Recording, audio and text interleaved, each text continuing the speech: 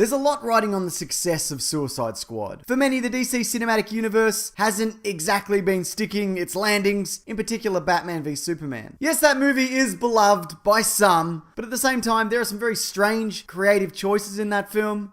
What was he doing? Stop it. But forget Superman, forget Lex Luthor, forget Batman. Sort of, not really. Suicide Squad tells the story of a group of super criminals forcibly brought together to solve the problems thought too dangerous for anybody that matters. Kept in line through the use of a bomb the size of a grain of rice implanted in their necks, the team converge on Midway City to halt a potentially world-shattering supernatural event. And if they succeed, there's the very loose promise of freedom at some point, if they aren't brutally murdered by monsters. So how does Suicide Squad fare? You know what? Pretty well on the whole. This is a solid comic book movie, or even action movie in general. And much of that stems from the cast. Whilst some characters are more fleshed out than others, on the whole, there are some very charismatic performances on show. If you've been waiting for Will Smith to give it 100% Will Smith, well, you're very much in luck. And I think that's because he's not the headlining act, and he really benefits from the variety of other performances that are on display. And that's what drives this movie in general. Just the actors pinging off one another. Amanda Waller and Rick Flag. Rick Flag and Deadshot. Deadshot and Harley Quinn. Harley Quinn and El Diablo. El Diablo and, look, I'm not going to name all the combinations. Think of a combination of characters, and they probably end up having a pretty entertaining moment together. This is also easily, unabashedly, the most comic book movie in the DC universe. Everything from the color palette, to the character origins, to the weapons on display, this movie is not afraid to embrace some of the lighter or sillier aspects of its source material, instead of trying to force grit and realism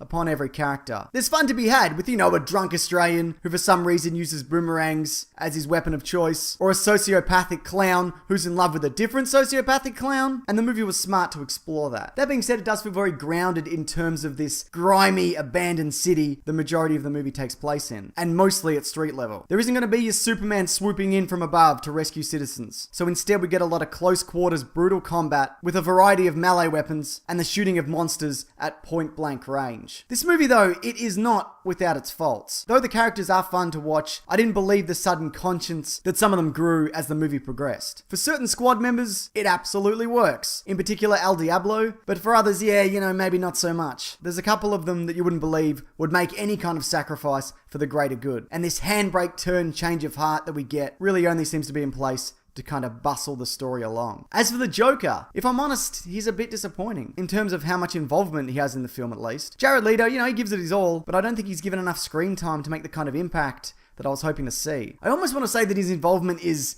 underwhelming? Though I'm not really sure that's the word for it. Although, I am interested to see where he pops up next, and I loved seeing his relationship with Harley Quinn fleshed out over a series of flashbacks. But at the same time, more interactions between himself and the other squad members wouldn't have gone astray. But I tell you what, he's bloody better than Jesse Eisenberg. And look, are we really still doing the big blue beam of energy shooting up into the sky? We're not past that. Plus you get plot holes like the main villain, who I won't spoil here, has a very easily exploitable weakness that isn't taken advantage of at very crucial moments, and the whole thing kind of stumbles into the third act in a pretty unconvincing way. And that may have something to do with what was cut out of the film. There's quite a few moments from the trailers that don't appear, which I'd say most likely has something to do with the reshoots and some last minute changes. So I guess what I want to stress is, this isn't perfect, but it does a much better job of fleshing out the DC universe than both Man of Steel and Batman v Superman. Because there's a whole bunch of weird powered lunatics running around, and there are those out there who are trying to put a stop to that, or even exploit them. I find that really interesting. Also, as you probably heard, there is a cameo, ever so briefly, from a particular Justice League member,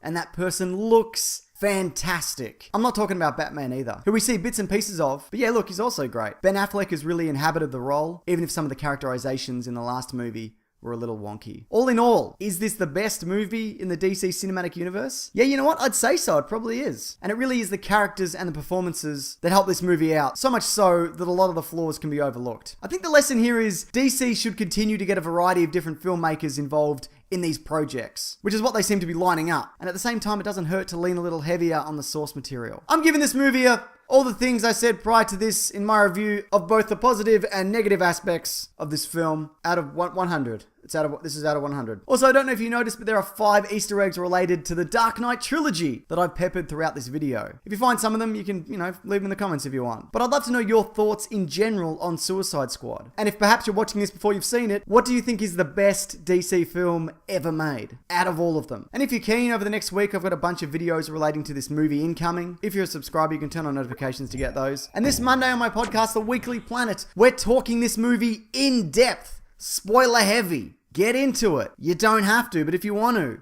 get into it. That's linked below if you can. Alright, thanks for watching everyone. Take care.